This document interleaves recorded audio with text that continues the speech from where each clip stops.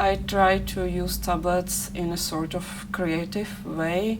I tend to make e-books as a review of what students done in their classroom. I think this is a very nice step to 21st century skills. And in this pupils are creating something, so these materials are their own and they can share them, they can use them 24 hours a day, and they can be proud of them. First, think of pedagogy of education.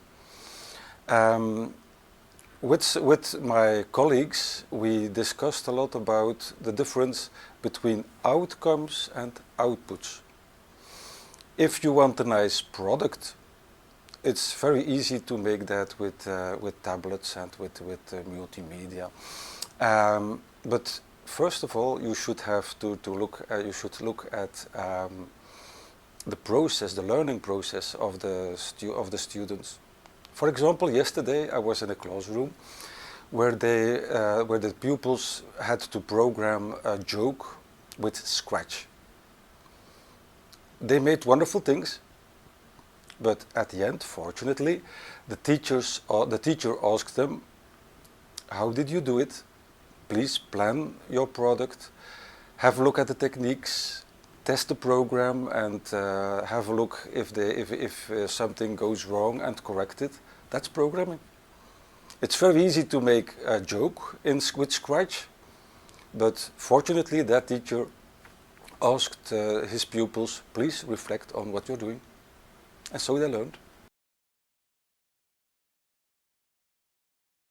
Yes, we had schools working on the content creation scenarios.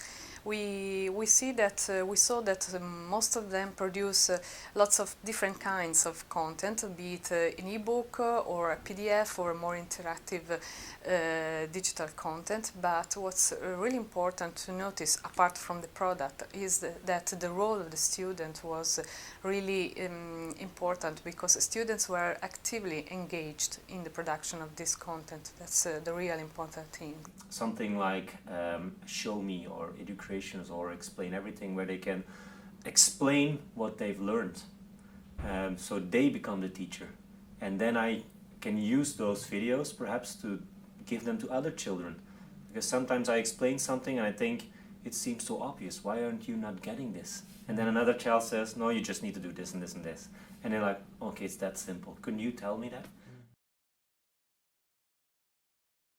If you are thinking about a topic, don't choose it yourself as a teacher, but let it to the children.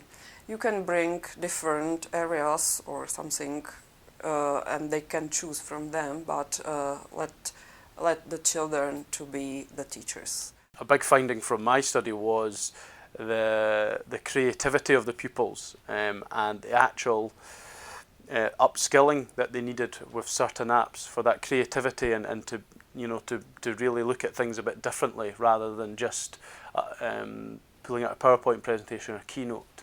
Out of the 20, I got 10 PowerPoint and keynote presentations, and the other 10 used a bit more creativity. So that's something I need to look at, whether that's the term beforehand or the year beforehand. Like, we can do that maybe in the year beforehand and kind of upskill them and get that real creativity with our pupils. I think that's a definite finding that from my group that I came out with.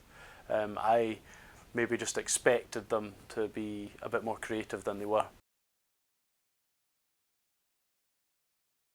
So talking about apps, what we've done is our IT coordinator firstly put on 150 apps, which was too much.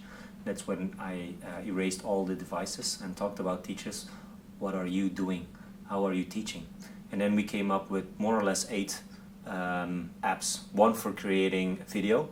It could be an iMovie or a movie editor or a Magisto, depending on where you're working on.